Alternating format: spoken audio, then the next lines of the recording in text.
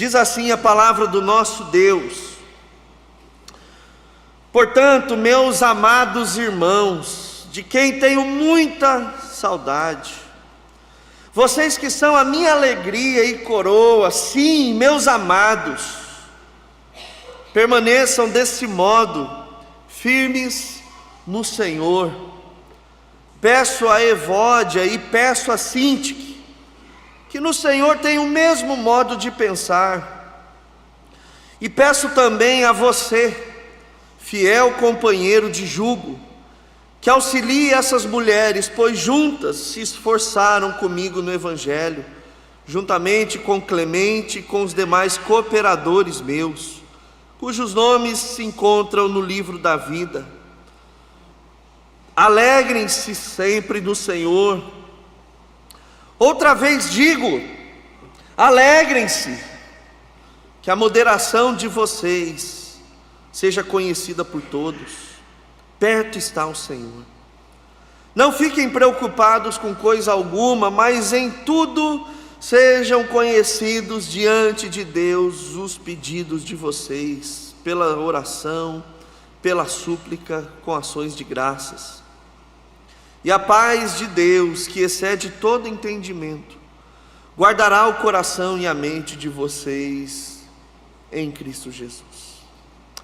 Louvado seja Deus pela sua palavra. Mantenha a sua Bíblia aberta. Nós vamos orar mais uma vez.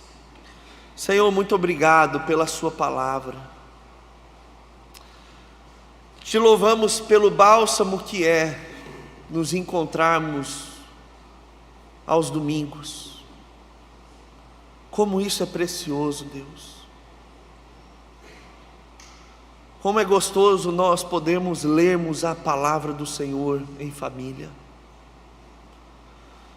Como é precioso cantarmos louvores a Ti e olharmos ao lado e vermos que não estamos sozinhos cantando ao Senhor.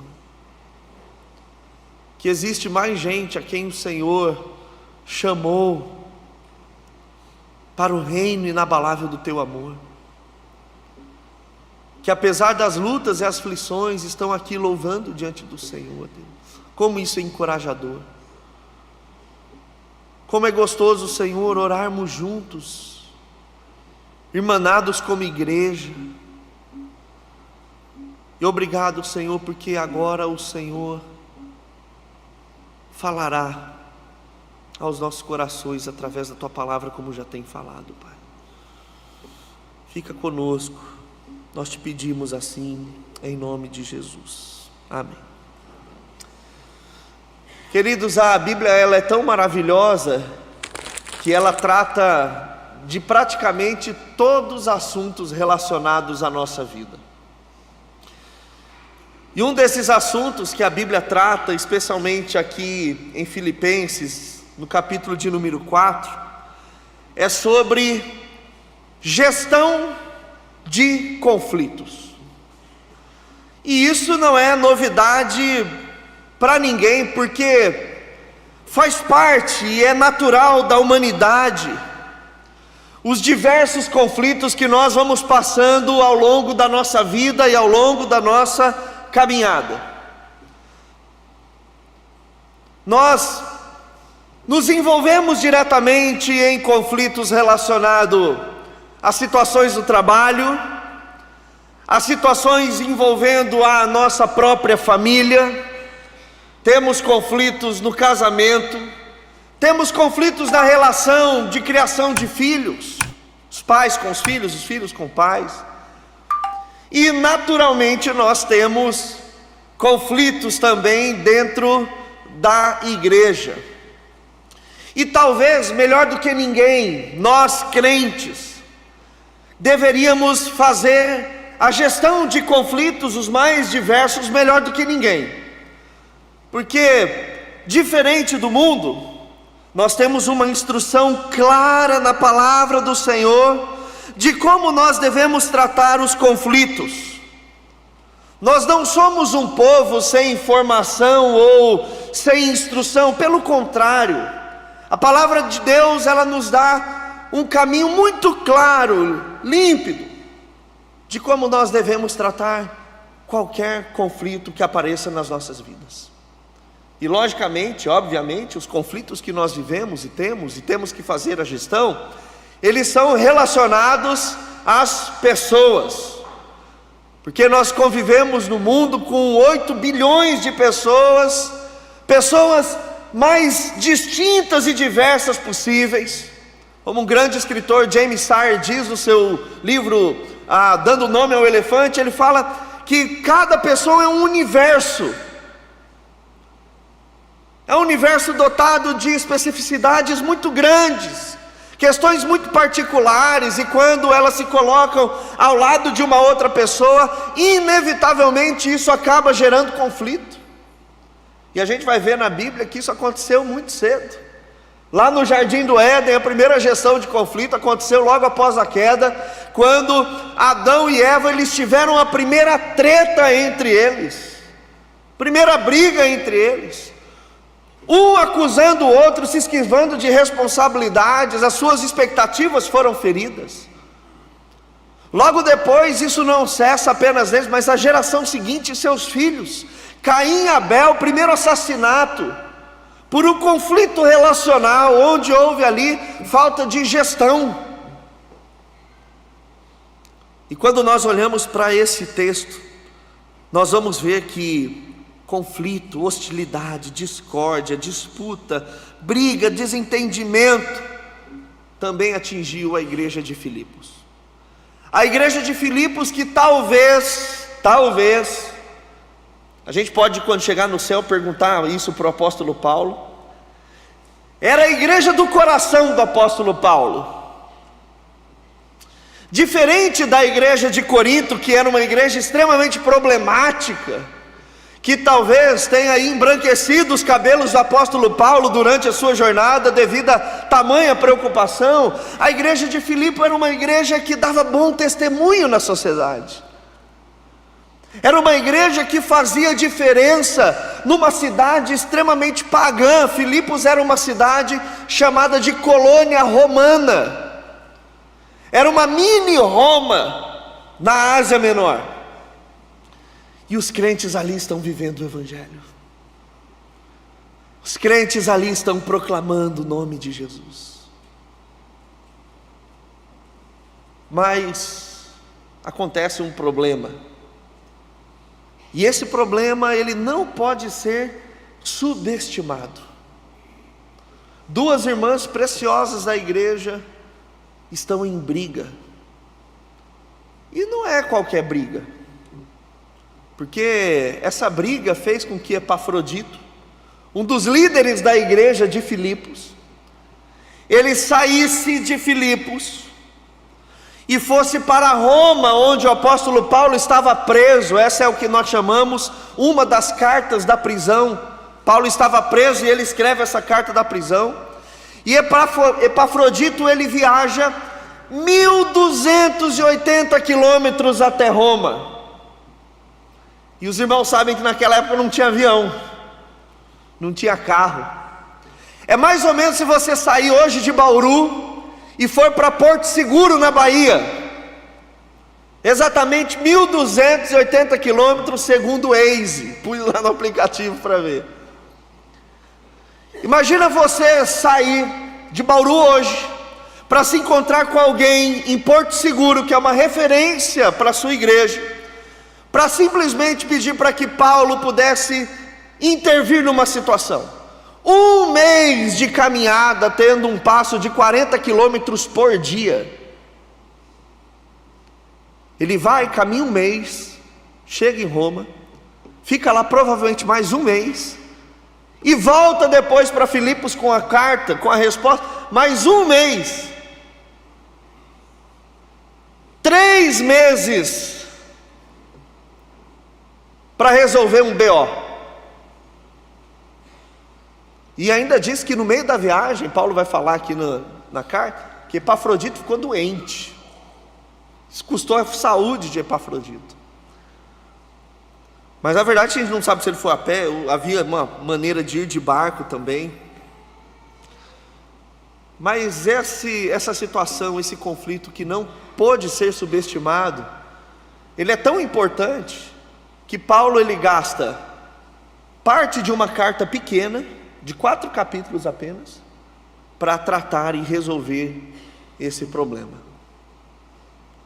E aí a gente vai ver que o verso de número 1, Paulo ele tem a maestria de, ao mesmo tempo que ele conclui o que ele estava tratando no capítulo 3, ele faz a base para aquilo que ele vai trabalhar no capítulo de número 4. Paulo ele estabelece um pressuposto muito importante para qualquer dificuldade ou qualquer situação temerosa que nós venhamos a enfrentar na vida. Paulo ele enfatiza que eles deveriam, portanto, permanecer deste modo, firmes no Senhor. Irmãos,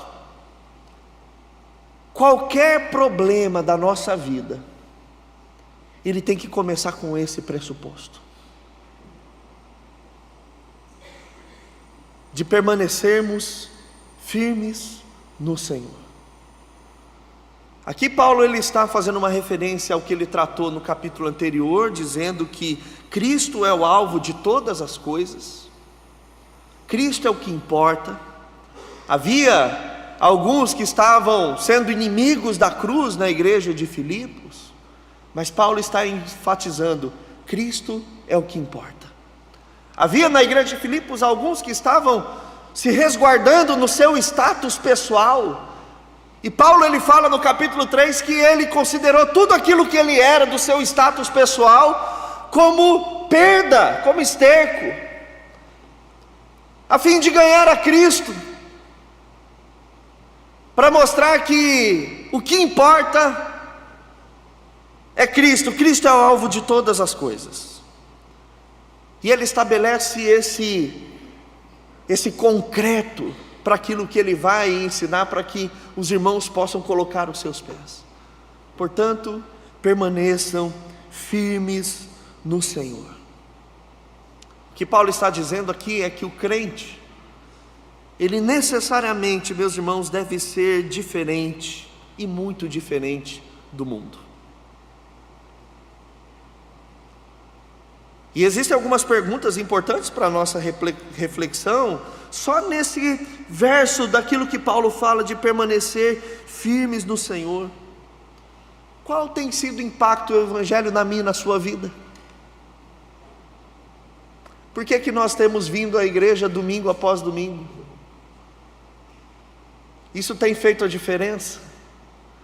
Nós estamos saindo daqui marcados pela palavra, comprometidos em aplicar ela no nosso coração, e não sermos apenas pessoas ritualísticas que aos domingos de manhã têm um compromisso já histórico de estar reunidos num lugar, ou nós estamos permitindo com que a palavra seja o próprio firme fundamento daquilo que nós fazemos, daquilo que somos e daquilo que nós pensamos. A palavra do Senhor é apenas um item decorativo na prateleira da nossa alma, ou ela é significativa e determinante para tudo aquilo que somos, fazemos e pensamos? Ela impacta diretamente os nossos relacionamentos, ela impacta diretamente o que pensamos, o que falamos, ela impacta diretamente a maneira como nós relacionamos uns com os outros. Porque essa igreja, ela fazia diferença naquela cidade. E Paulo ele está apelando não para que eles se tornem, mas olha o que Paulo fala: continuem, permaneçam, ou seja, vocês já estão, mas desse modo, permaneçam firmes no Senhor. É assim que Paulo começa. E ainda no verso 1, Paulo ele faz uma declaração extremamente amorosa, apelando também para uma conversa entre pessoas que fazem parte da mesma família da fé. Olhe como que Paulo trata aqueles irmãos da igreja de Filipe e essas duas irmãs. Ele começa o texto aqui dizendo: meus amados irmãos. Não são apenas irmãos, são meus amados irmãos. Há uma conexão afetiva muito clara que Paulo ele faz aqui, mostrando esse elo extremamente amoroso e afetuoso da família de Deus, e Paulo enfatiza isso por 2 vezes. Ele vai falar logo no início do verso 1, meus amados irmãos, E lá na metade do verso 1 ele enfatiza de novo: meus amados. E além de serem muito amados pelo apóstolo Paulo, Paulo emprega aqui uma palavra que só aparece aqui no Novo Testamento. Ele diz que tem muitas saudades. Você já ouviu falar que a palavra saudade, ela não tem tradução em muitos idiomas? Por exemplo, no inglês é eu sinto falta. No grego é a mesma coisa. Nós não temos a palavra saudade no texto grego, mas nós temos a expressão anseio de ver, desejo de ver. E é a única vez que essa expressão aparece em todo o Novo Testamento. Parece que Paulo ele deixou essa expressão reservada para mostrar o seu profundo amor por essa igreja que tinha um lugar especial dentro do seu coração. E esse preâmbulo aqui, meus irmãos, é só e apenas para mostrar como Paulo ele amava essa igreja e como ele amava esses irmãos. Só que Paulo ele não para por aí, porque ele vai acrescentar uma série de adjetivos a essa igreja. Ele continua no verso 1 dizendo que essa igreja primeiro era a alegria do apóstolo Paulo. Talvez porque Paulo ele via que a igreja de Filipos era uma igreja que estava correndo com ele, que não só tinha ouvido o evangelho, mas ela estava aplicando o evangelho, e por isso era a alegria dele. Paulo, como apóstolo, separado por Deus a pregar o evangelho aos gentios, ele vê que a igreja de Filipe é o exemplo daquilo que a palavra de Deus faz quando toca os corações. E falando em corrida, ele também utiliza um outro adjetivo. Ele diz que essa igreja era a coroa dele. Que linda essa expressão. Você já deve ter visto na TV, nos jogos esportivos da Grécia Antiga, que eles davam ao vencedor uma coroa de louro. Essa coroa era dada àquele que havia corrido, terminado e vencido a corrida. É como se Paulo ele olhasse para essa igreja e olhasse e percebesse a maneira como eles receberam a palavra por meio da sua pregação e agora também venceram. Então é muito afetuoso a maneira como Paulo primeiro ele se coloca. E não só está concluindo o trecho anterior, como ele está primeiro fazendo aquele famoso, ou aquela famosa expressão que a gente tem no ditado popular, né? Que primeiro você... Eu não sou bom de ditado, eu já esqueci ele, ó, pra você ter uma ideia, né? É mais ou menos, né? Primeiro você vai lá e abraça, depois se aperta, né? Mas eu tenho que parar de tentar... Eu já dei várias gafes aqui, inclusive, tentando expressar ditados populares, né? Mas Paulo primeiro ele está abraçando, ele está fazendo um carinho, ele está falando assim: olha como eu amo você, para que depois ele possa vir então e exortar aqueles irmãos. E aqui como alvo Paulo ele tem não muitos irmãos, mas duas especificamente. Peço a Evódia e peço a Síntique. Talvez na sua Bíblia a expressão, se você não tem a NAA, é rogo a Evódia e rogo a Síntique, que no Senhor tenham o mesmo modo de pensar. Depois que Paulo mostrou que os crentes devem permanecer firmes no Senhor, depois que ele já estabeleceu o pressuposto pela qual cada homem e mulher devem viver no Senhor, Paulo agora sim começa a falar do conflito da igreja. E é mais ou menos esse o nosso caminho quando a gente vai aconselhar alguém, discipular alguém ou ter que exortar alguém. Primeira coisa, lembre a pessoa que ela é crente. Fale: olha, você é firme em Jesus? Continue nele. Continue nele. Mas eu quero dizer também que eu amo muito você, que eu tenho um apreço muito grande por você no meu coração. Aí depois vem a amável exortação. Então, depois que Paulo expressa o seu amor por eles, é quando Paulo ele vai abordar o problema. E essas duas mulheres, elas tinham uma desavença grave entre elas. E é interessante entender porque Paulo está abordando isso, porque elas não são apenas simples mulheres da comunidade. No verso de número 3, a gente vai ver que Paulo coloca elas como colaboradoras do Evangelho. Essas duas mulheres, pelo que tudo indica, elas exerciam liderança na comunidade. Elas tinham um papel exemplar dentro do rebanho do Senhor. Elas faziam a diferença, e não só faziam a diferença, mas como elas estavam na linha de frente, elas eram guerreiras na pregação do Evangelho, elas eram servas do Senhor diante da comunidade. E o problema ele foi tão sério, esse atrito teve grandes proporções, que já estava afetando os irmãos e afetando a igreja. De modo que Epafrodito, que era um dos líderes dessa igreja, ele foi e viajou um mês para se encontrar com Paulo, para poder falar: Paulo, a gente tem vários assuntos aqui que nós gostaríamos que você nos esclarecesse, mas tem um que é pontual, que está afetando a igreja toda. É um atrito entre Evódia e Síntique. Essas duas irmãs que são colaboradoras, estão na linha de frente do Evangelho. Elas começaram a brigar e elas não estão se entendendo. Isso já extrapolou, já chegou aos olhos de todos os irmãos da igreja, já afetou grandemente, saiu do controle, Paulo. E o que Paulo agora faz é uma abordagem pública. E é tão interessante, meus irmãos, lá em Efésios, queria ler um texto para vocês, capítulo de número 4, você não precisa ler, mas pode ler na sua casa, verso 31 diz: que não haja no meio de vocês qualquer amargura, indignação, ira, gritaria e blasfêmia, bem como qualquer maldade. E parece que os conflitos relacionais eles começam assim, né? Eles começam com a amargura ela não é tratada e depois ela desemboca na maldade.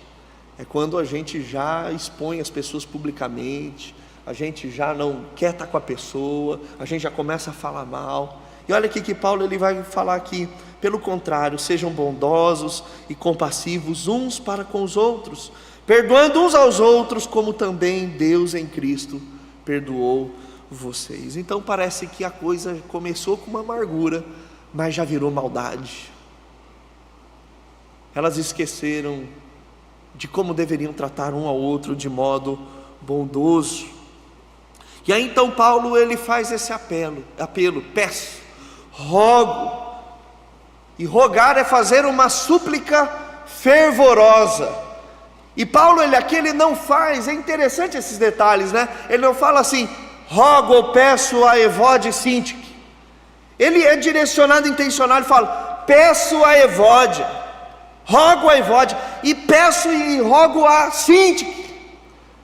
Paulo está fazendo um apelo diretamente a cada uma dessas irmãs. É uma exortação pessoal e direta.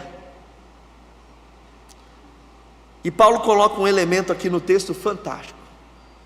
Ele pede, ele roga no Senhor. Irmãos, existem situações nas nossas relações e na gestão de conflito que a gente não consegue se não for no Senhor. Eu costumo dizer isso sempre no casamento. A pior coisa é tentar resolver BO de casamento sem o Senhor. Você vai lá com o seu universo, seu cônjuge vai lá com o universo dele, e aí tenta entrar num denominador comum. Jamais. Possível. Como que você vai abrir mão de toda a sua construção, de todos os seus anos de experiência, do seu modus operandi, para se submeter à vontade do outro? Jamais. Só existe um jeito disso acontecer: quando o Senhor entra na jogada. E aqui Paulo ele fala o Senhor, ele não usa Jesus Cristo, ele usa o Senhor, porque ele está lembrando que existe alguém que é Senhor, e quando ele é Senhor, os outros egos eles são abatidos, eles devem ser aniquilados, eles são colocados cada um no seu lugar, e apenas um assume o trono, e esse um é o Senhor. Por isso quando a gente vai discutir, a gente tem que orar. Por isso que quando a gente vai resolver conflito, a gente tem que ir para a Bíblia. Porque se a gente ficar refém da boa vontade um do outro, isso é muito complicado. Eu sou assim, esse é o meu jeito, eu penso assim. Não, mas eu penso assim, eu sou assim. Então ninguém chega a lugar nenhum, a não ser que seja no Senhor. Paulo ele está dizendo isso, no Senhor.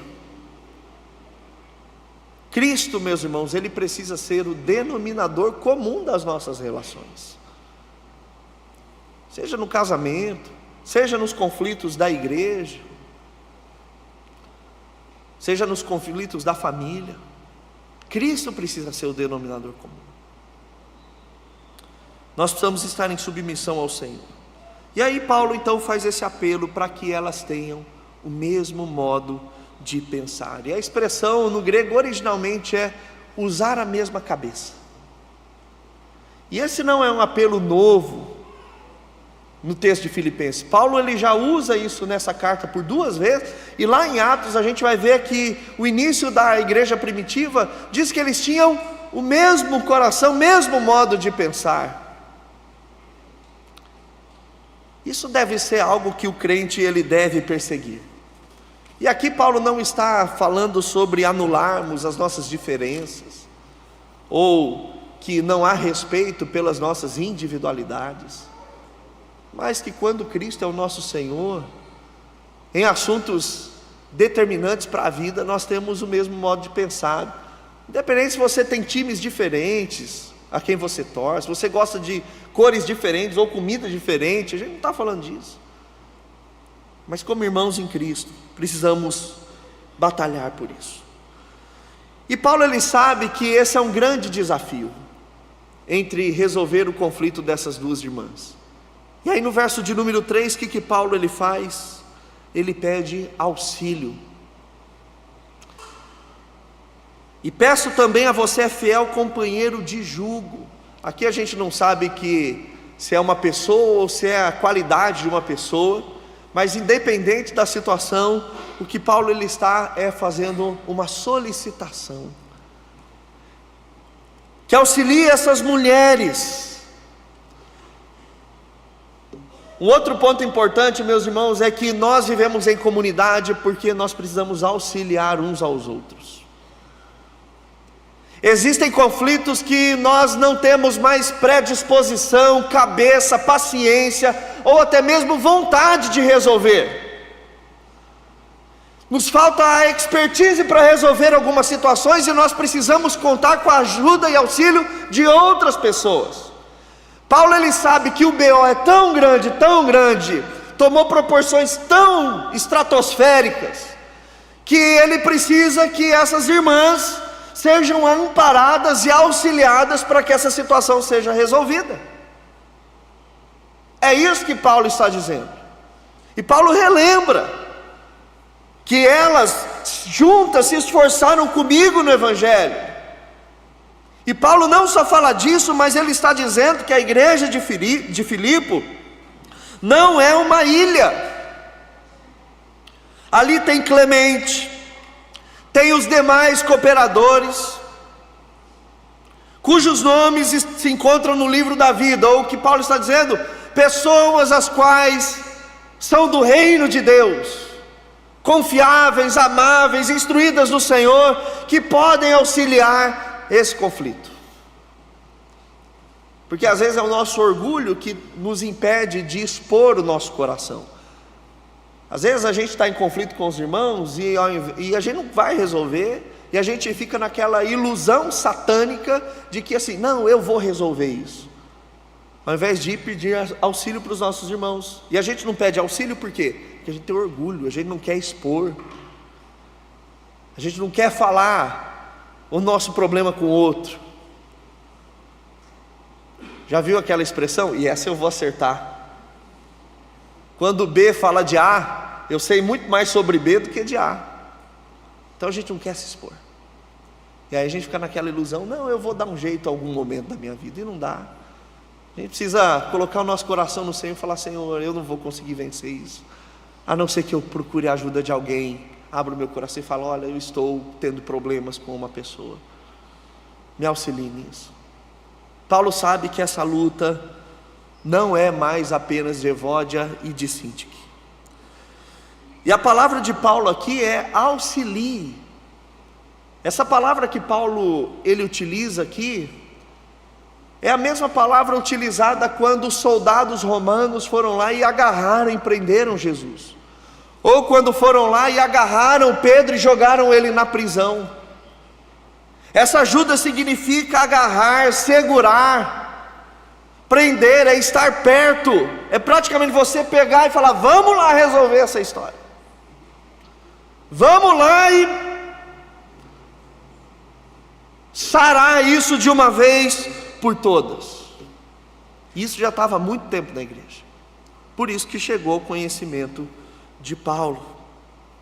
E aí então, no verso de número 4, nós temos uma expressão muito conhecida: alegrem-se, alegrem-se. E Paulo insiste, né? Outra vez digo, alegrem-se.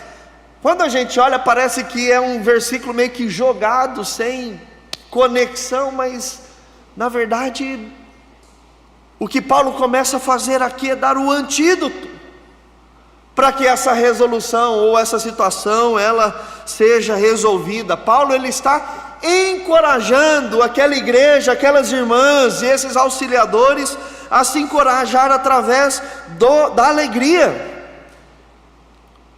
Uma contenda, meus irmãos, ela pode sim ser resolvida e desaparecer quando a alegria é posta em evidência.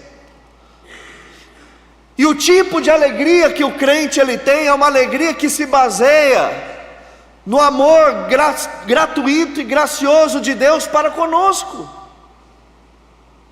Paulo ele vai continuar dizendo aqui no capítulo 4, aquele famoso texto que ele aprendeu a viver alegre e contente em toda situação. Ele permitiu que a alegria de ser alcançado pelo Senhor fosse a base avaliadora dos seus relacionamentos e das suas circunstâncias, para que essas coisas não tivessem tamanho elevado mais do que deveriam. A alegria do Senhor, quando entra no nosso coração, olhamos as questões do nosso ego da maneira que ela deve ser olhada, não agigantada, mas questões que são resolvíveis. Tanto que Paulo ele vai falar só na carta aos Filipenses 16 vezes a expressão alegria. E nós estamos falando de um homem que estava escrevendo preso, sem saber que iria ser livre ou liberto. Como que um homem que estava preso consegue escrever numa carta 16 vezes a expressão alegria? E não só escreve, mas como ele consegue aplicar encorajadamente. Outra vez digo, alegrem-se. Porque são situações como essa de conflito que às vezes faz com que a nossa alegria desapareça. Quando a gente está brigado com alguém, a gente murcha. A gente até finge que superou, mas a verdade é que o nosso coração ele começa a definhar. E aí o verso 5, Paulo fala que a moderação de vocês seja conhecida por todos, que a generosidade de vocês, que a brandura de vocês, que a moderação, a mansidão de vocês seja conhecida nessa cidade, que essa alegria faça com que o testemunho de vocês supere o conflito que vocês estão vivendo. E ele encerra o verso de número 5 dizendo: perto está o Senhor. O Senhor está vindo. Há uma esperança além dessa terra. Alegrem-se. Sejam generosas um com a outra. em oferecer graça e perdão, e que essa generosidade seja conhecida entre os crentes.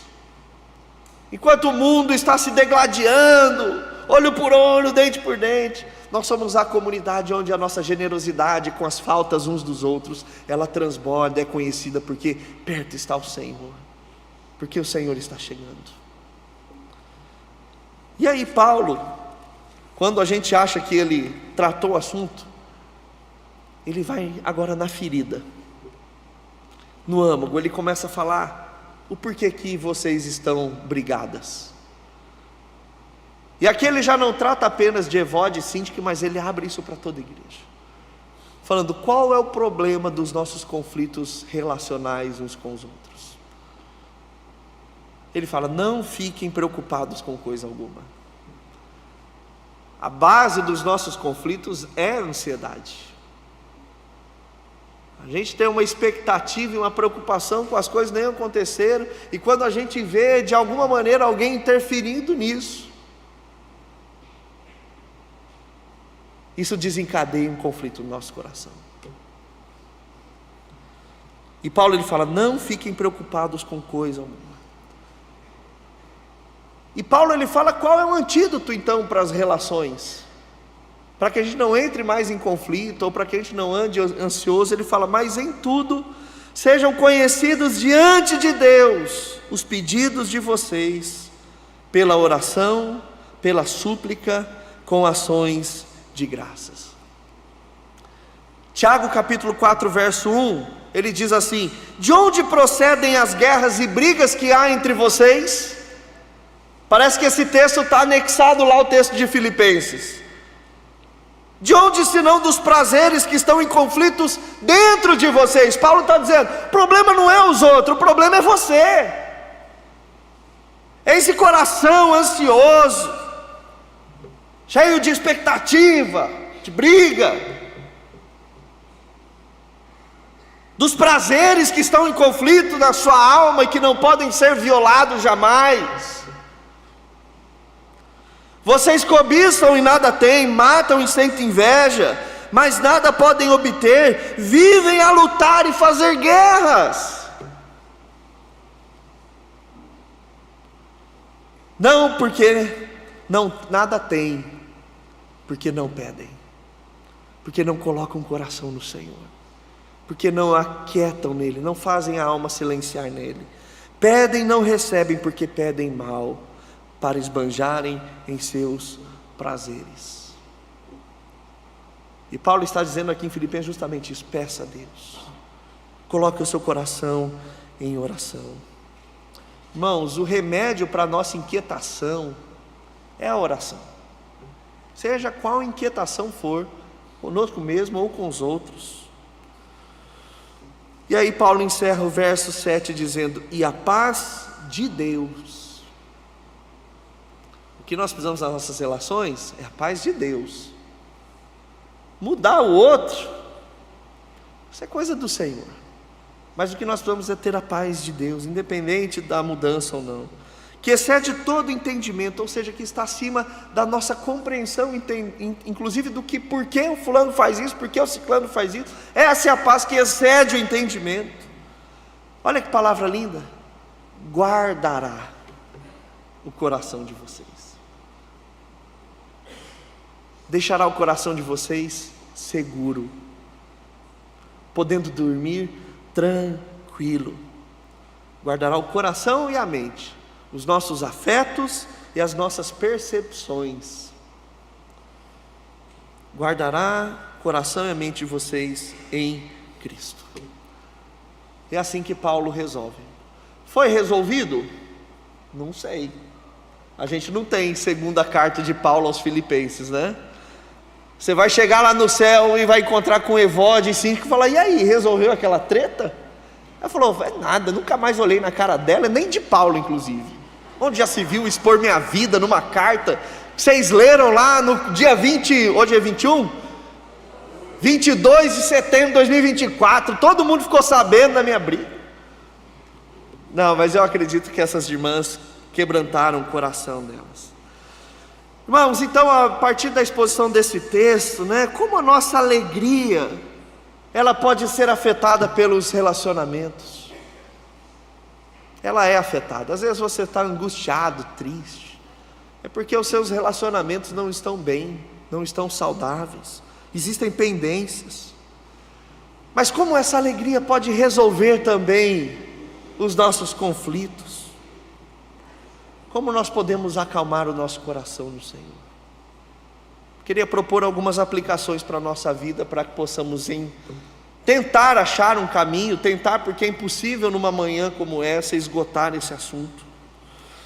Mas a primeira lição desse texto, meus irmãos, é que para alegrar-se no Senhor, precisa-se de algo simples, que Paulo fala lá no início: continue firme em Cristo.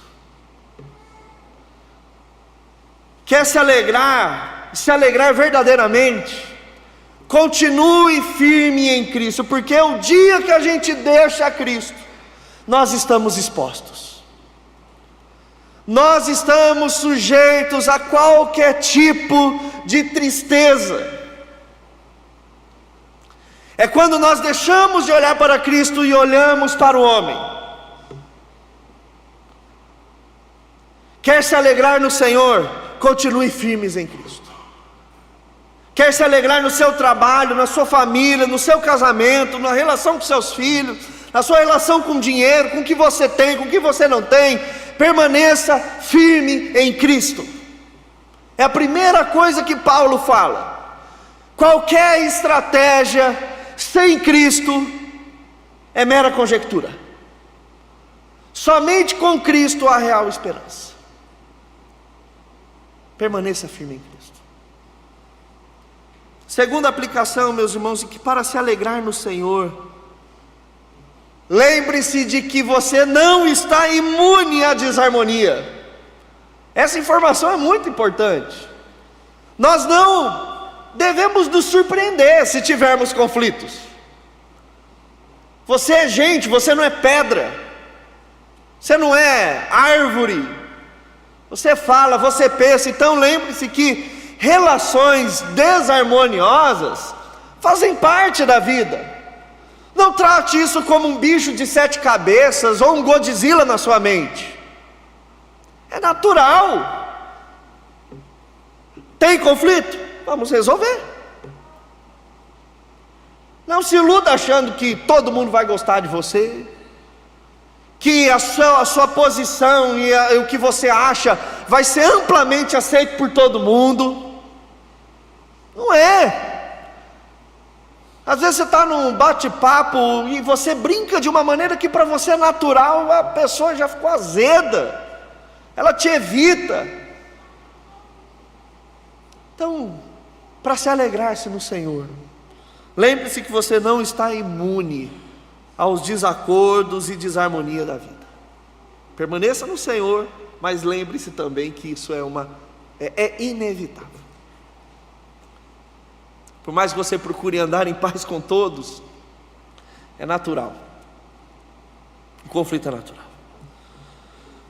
Terceiro ensino desse texto, meus irmãos, é que para alegrar-se no Senhor, resolva os seus problemas relacionais. Não finja que eles passaram ou que eles não existem mais. Irmãos, quando uma amargura é acumulada, basta uma pequena faísca para provocar uma explosão. Às vezes a gente acha que não tem nenhuma pendência, não tem nada, mas a verdade é que às vezes a gente só colocou um monte de coisa em cima, tentamos ali abafar, mas esse negócio está prestes a estourar. E o desafio para mim e para você é: resolva o quanto antes, resolva hoje se possível. Converse, se acerte. É na família, se acerte. É difícil, mas se acerte. É no trabalho, é difícil, se acerte. É na igreja, se acerte. Irmãos, igreja é complicado, porque pastor machuca, presbítero machuca, líder machuca, membresia machuca, e é natural. O problema não é acontecer isso, o problema é quando a gente não se resolve. Pelo amor de Deus. Se você tem pendência com alguém aqui nessa igreja, em nome de Jesus, resolva. Resolva isso. Ah, não consigo, vamos fazer o que Paulo disse. Chame um auxiliador. Chame alguém e fala assim: meu irmão, faz anos que eu tenho problema com uma pessoa. Ó, o pastor Davi me machucou, me magoou. O meu líder lá de pequeno grupo, meu líder de ministério, o presbítero tal, me machucou. Chame alguém, resolva.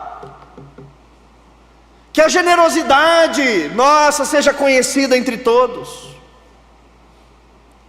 Que a maneira de tratarmos com brandura seja reconhecida entre todos. Porque pode ser que seu irmão nem saiba que você está machucado com ele.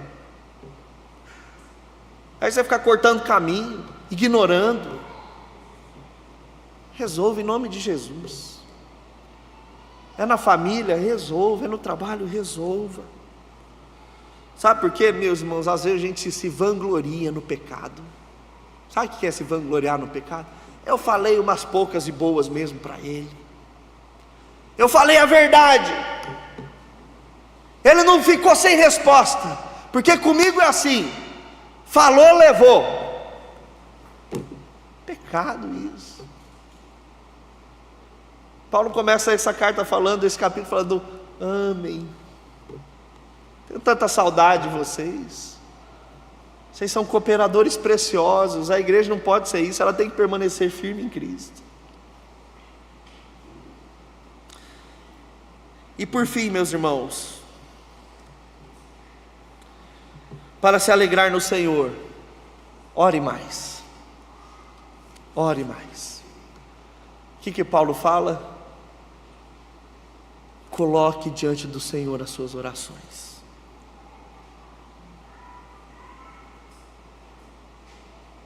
Em tudo sejam conhecidos diante de Deus os pedidos de vocês. Ore mais. Às vezes a gente está triste, a gente não resolve as nossas questões porque a gente não ora. A gente acha que ora, mas não ora. Billy Graham ele dizia, né? Ore a Deus de tal maneira intensa até que você comece a orar de verdade. Paulo está dizendo que a solução para o coração conflituoso, ansioso, briguento, é a oração. Coloque seu coração no Senhor. Espere Deus falar com você para ver se isso não vai se acalmar. E aí sim, quando a gente ora, acontece o que o texto diz, verso 7. E a paz de Deus, que excede todo entendimento, guardará sua mente e o coração. Você vai se sentir abraçado pelo Senhor. A oração faz isso, ela nos abraça. Ela faz a gente se acalmar no Senhor. Era por isso que Jesus, quando o próprio Jesus em conflito, prestes a ir para a cruz, o que ele faz? Ele vai orar.